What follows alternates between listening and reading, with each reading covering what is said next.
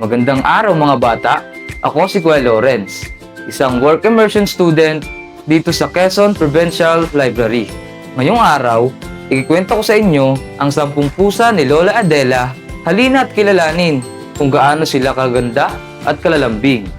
Sulat ni Gina Onson Rivera at guhit ni Doms Agsaway. Ang 10 pusa ni Lola Adela. May mga alagang pusa si Lola Adela, 10 pusa lahat-lahat.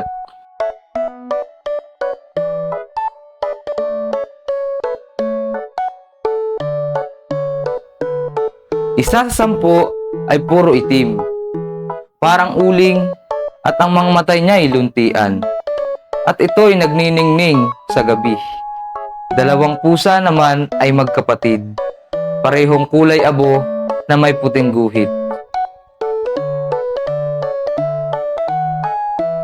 3 pusa naman ay kulay kahel. Magkamukha sila, ngunit 2 ay payat at isa ay mataba. Mayroon ding 4 na kuting na kulay itim at puti. Lahat may dilaw na mata, lahat ay palaging malikot.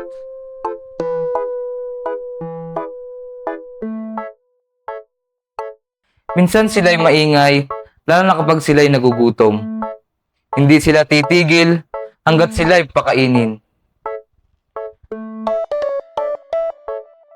Nag-uunat, lumulundag. Umaakyat, gumagala. Kapag nakaupo si Lola Adela sa kaniyang paboritong upuan, doon na rin sila tatabi at maglalambing. Mahal na mahal ni Lola Adela ang 10 pusa niya. At sila'y nagmamahal din sa kaniya. Hindi lang sila ang alagang pusa niya. Sila ay pamilya.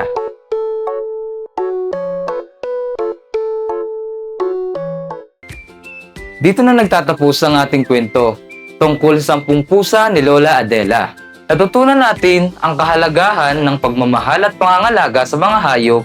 Sa kanyang pag-aalaga, ipinakita ni Lola Adela na ang pagmamahal at pagmamalasakit sa mga munting nilalang ay nagdudulot ng kaligayahan at kasiyahan. Yun lang, hanggang sa muli, paalam!